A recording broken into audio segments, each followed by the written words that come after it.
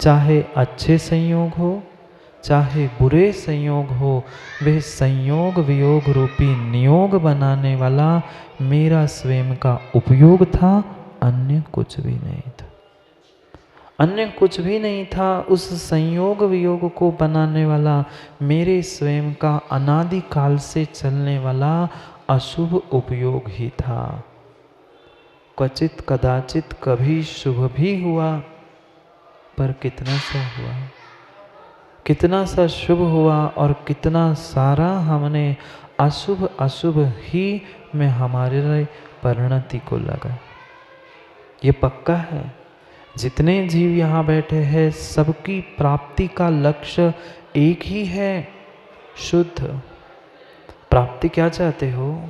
शुद्धोपयोग की नहीं, शुद्ध द्रव्य की ही प्राप्ति चाहते हो। पर लक्ष्य जिसका था, क्या वैसा ही मेरा संकल्प और वैसी मेरी प्रवृत्ति थी? नहीं था। मन में लक्ष्य कुछ था, दिमाग में संकल्प कुछ और था, और शरीर से परिणति, वचन की परिणति और ही कुछ थी। जितने जितने जीव है जो अपना कल्याण चाहते हैं, वे सभी यही लक्ष्य बना के चलते हैं कि शुद्ध की प्राप्ति हो, शुद्ध की प्राप्ति हो। पर संकल्प शुभ का है। पंडित जी समझना, संकल्प शुभ का है, प्राप्ति चाहता शुद्ध की है और क्रिया अशुभ की करता है। बहुत अच्छे से समझना है। तीनों योगों के द्वारा कैसी विचित्र दशा मैंने आज संसार में प्राप्त कर ली है। किसी भी पूजा पाठ करने वाले व्यक्ति से मैनेजर साहब पूछना, मैं आपसे ही पूछना चाहता हूँ, आप भगवान की पूजा कर रहे हो, क्या भगवान जैसे बनना नहीं चाहते? लक्ष्य हमारा भगवान जैसे सिद्ध शुद्ध अवस्था को प्राप्त करना है, पर आलम्बन ले किसका रहे हैं? संकल्प किसका किया? किसके द्वारा वहां तक पहुंचने के परिणाम किए? पूजा पाठ भक्ति आदि से शुभ से हमने वहां तक पहुंचने का संकल्प तो किया, पर यहाँ खड़े होते होते कैसे कैसे परिणाम कर लेते हैं, कैसे कैसे भाव हम कर लेते हैं, कैसे कैसे मन में माँ विचार हम कर लेते हैं। तीनों बातों को समझना। हमारी तीनों बातें भिन्न हैं। हमारा लक्ष्य भिन्न है, हमारा संकल्प भिन्न है और हमारी प्रवृत्ति और ही भिन्न है। मन वचन काय के योगों की जो प्रवृत्ति थी वह परिपूर्ण रूप से अशुभ थी। संकल्प मन में यही था कि हमें तो भगवान की पूजा पाठ करनी है। हम आके खड़े भी हो गए, पर परमात्मा को कितना देखा और परमात्मा के दरवाजे पे आने वाले जाने वालों को हमने कितना देखा।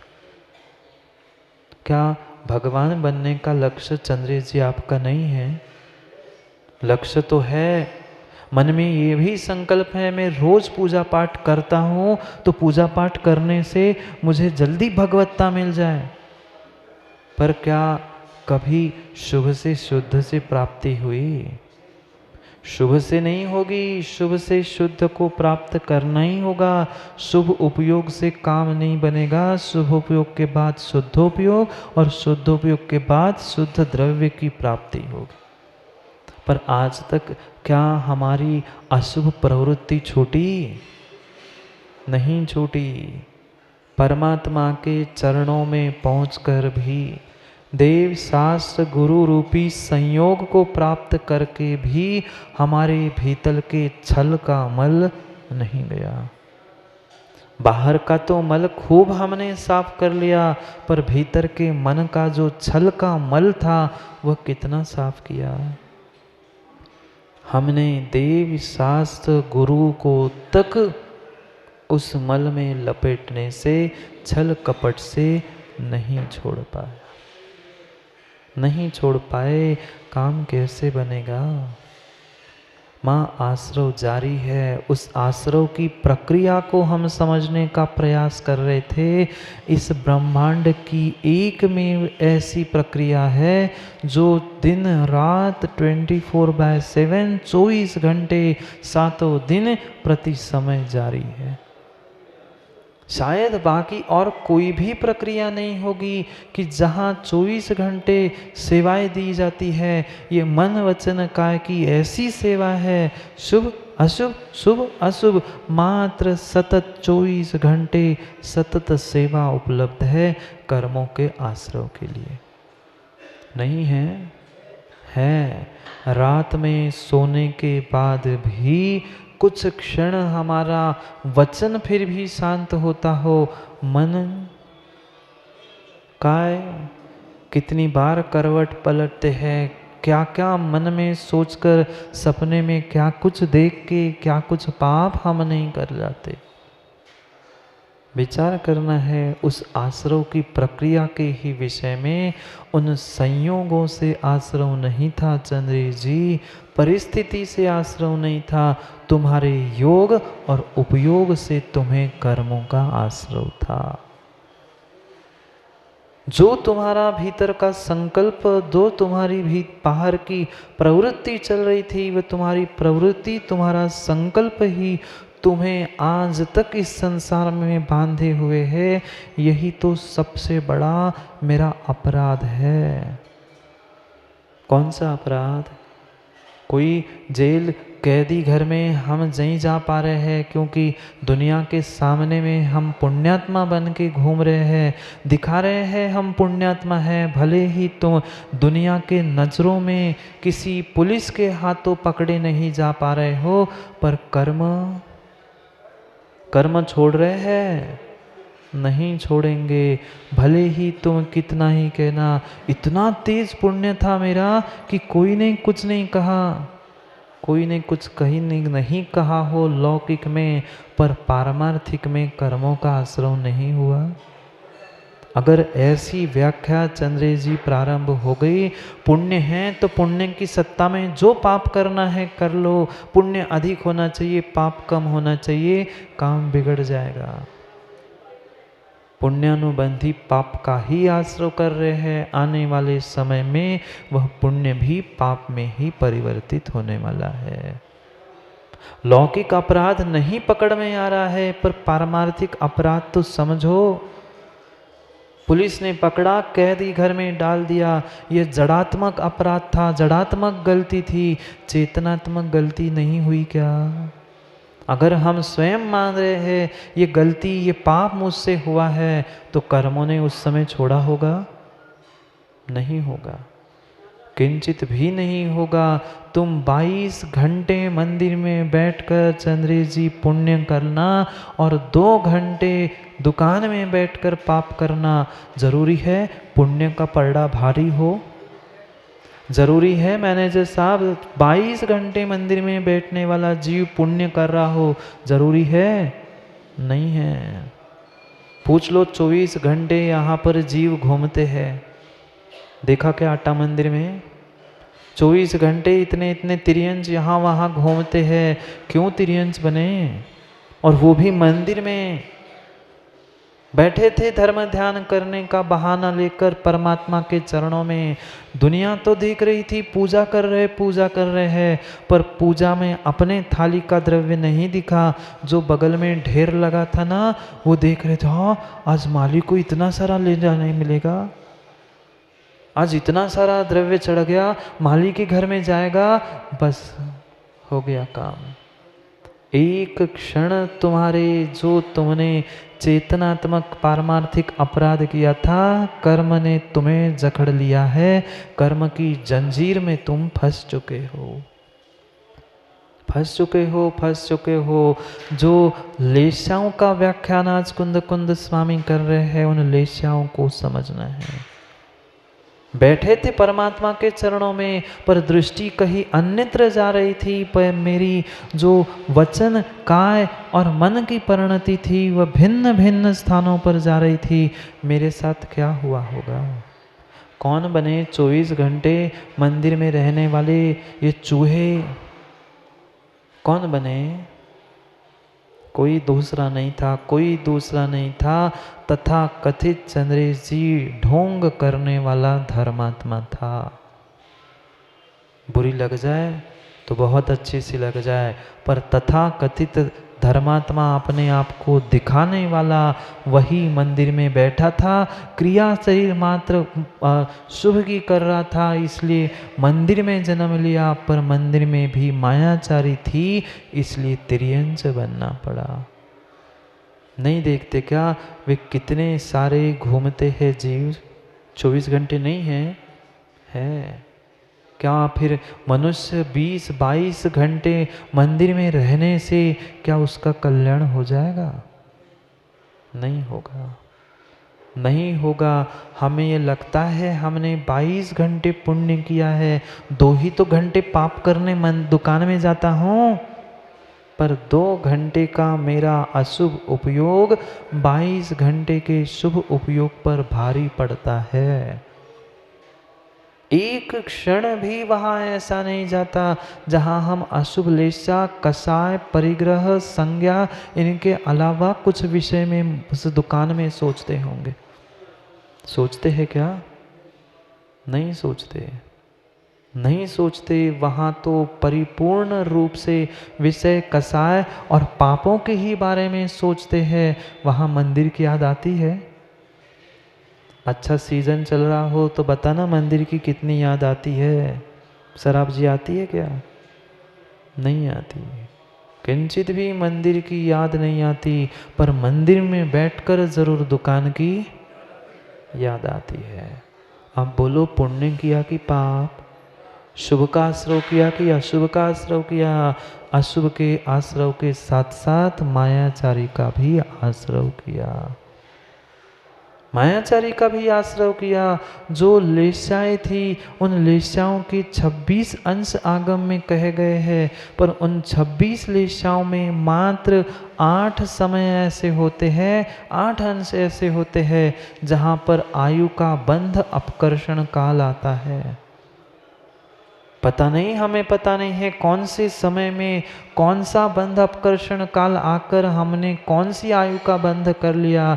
वह बैठा परमात्मा के चरणों में थे, यहाँ पर तभी अशुभ परिणाम एक क्षण के लिए आए और वही नियोग ऐसा बना, संयोग ऐसा बना कि वही आयु के बंध अपकर्षण का काल था। किसका बंध होगा? जो परिणाम जैसा जीव उस समय कर रहा था बिल्कुल वैसा ही होगा। पूछो ना जाके श्रेणीक से, श्रेणीक से जाकर दिवाकर जी पूछो नरक में क्यों गए? तूने तो खूब जिनवाणी सुनी, 60,000 प्रश्न तीर्थंकर से जाकर पूछ लिए, सब कुछ तुमने कर लिया, पर इतना सब कुछ करने वाला तू, बनने वाला तीर्थंकर आज नरकों में क्यों पड़ा है? क्यों पड़ा है? अगर वो बोलने लग जाए, बात करने लग जाए तो श्रेणी भी कहेगा क्या करूं, क्या करूं, क्या करूं। संयोग तो बहुत अच्छा मिला था, पर उस गुरु के संयोग में पहुंचने के बाद भी मैं अपने अशुभ मन को, ईर्ष्या को, अशुभ लेशा को रोक नहीं पाया। और ऐसा समय ऐसा नियोग उस समय पे हुआ कि उसी समय आयु का बंध अपकर्षण काल आना था, और बंध अपकर्षण आया और नरक आयु बंध गई नरक आयु। दो उसके तो दृष्टांत सबके सामने हैं पुराण पुरुषों के, हमारे नहीं है। हमें किंचित भी ज्ञान नहीं है कौन से समय में कौन से कर्म का आश्रय हो रहा है, बंध अपकर्षण काल कब है कब नहीं है। इसीलिए प्रत्येक समय प्रति समय हमें बहुत बहुत सावधानी से जीना होगा। शरीर से, वचनों से हम बहुत सावधानी से जीने का प्रयास करते हैं। बोलते समय तो फिर भी कभी ना कभी माँ विचार करते हैं बोलूं कि नहीं बोलूं। मैं ऐसा बोल दूंगा विमल भाई तो क्या हो जाएगा, मैं गुस्सा कर लूंगा तो ग्राहक टूट जाएगा। नहीं विचार करते। एक व्यापारी, एक नौकरी वाला विचार करता है मैं गुस्से में बोल दूंगा बॉस निकाल देगा, मैं गुस्से में बोल दूंगा ग्राहक कल नहीं आएगा। कभी ऐसा सोचते समय विचार किया? नहीं किया कि मैं पाप करूंगा, मैं अशुभ सोचूंगा तो मेरे साथ क्या होगा। इसलिए जीवन में हम वह जो क्रिया शरीर से करते हैं, वचनों से करते हैं, उसमें तो फिर भी क्वचित कदाचित संभल जाते हैं, संभाल लेते हैं। को का के कोई कुछ कह दे तो, पर जितना शरीर को, जितना तन को, जितना वचनों को संभालते हो चंद्री जी, उतना मन को संभालते हो। कितने सुंदर वचन और कितने सुंदर मंगलाचरण करते हो, पर क्या उतने सुंदर भावों को? उस समय नहीं पूछ रहा हूँ, पढ़ते समय तो होंगे, पर क्या उतने ही सुंदर भाव हमारे 24 घंटे रहते हैं? नहीं रहते। 24 घंटे क्या, 24 मिनट भी शायद लगातार नहीं रहते होंगे। किंचित भी देव शास्त्र गुरु हो या कहीं भी स्थान पर दिखावा करने की इच्छा हो गई, विश्वास मानना तुम्हारी अशुभ लेशा प्रारंभ हो चुकी है। 6 लेशाएं, उन 6 लेशाओं में से 3 अशुभ लेशाओं का व्याख्यान आज कुंद कुंद स्वामी 51 नंबर के गाथा में करने वाले। जो 3 अशुभ लेशा है वह कैसे, किस प्रकार से हमें आत्मा को प्रताड़ित कर रहे हैं, उसकी ही व्याख्या समझने हैं। ये पक्का मानना, जैसा हमारे मन का अभिप्राय होगा वैसा ही हमें फल मिलेगा, नियम से मिलेगा। अभिप्राय भिन्न है तो फल भी भिन्न है। भले ही क्रिया, भले ही वचन सबके एक समान हो, वचन और क्रिया के साथ अभिप्राय अगर भिन्न भिन्न है तो फल भी भिन्न भिन्न मिलेगा, भिन्न रूप से मिलेगा, भिन्न ही रूप से मिलेगा। कितना भगवान का दर्शन किया और कितना हमने वहाँ पहुँचकर प्रदर्शन किया, कितना हमने वास्तव में परमात्मा को देखा और कितना दुनिया को मैं धर्मात्मा हूँ दिखाने का प्रयास किया। जहाँ जहाँ दिखावा है वहाँ वहाँ अशुभ लेशा ही है। जहाँ जहाँ वैर है, क्रोध है, मान है, ये परिपूर्ण रूप से अशुभ लेशा की ही परिणति है। समझो अपने मन की कुटिलता को, कितनी मन की कुटिलता है। मन की कुटिलता से ही तन की कुटिलता मिली है। पढ़ते हैं पहले श्लोक को, क्या बहुत सुंदर तरीके से कुंद कुंद स्वामी अशुभ मन की व्याख्या कर रहे हैं। सबसे जटिल माँ अगर किसी को समझाना इस संसार में है तो अपने मन को समझाना है। सबसे जटिल किसी को समझाना है तो मन को समझाना है। सबको समझा सकता है व्यक्ति, अपने मन को बहुत बहुत कठिनाई से ही समझा पाता है। समझो, उस अशुभ मन के विषय में कह रहे हैं कि कैसे कैसे अशुभ भाव और कैसे कैसे अशुभ परिणाम हम करते हैं। कल भी कहा था, उस अशुभ मनोयोग की ही व्याख्या की थी। आज पुनः अशुभ मनोयोग ही कहना पड़ा कुंद कुंद स्वामी को।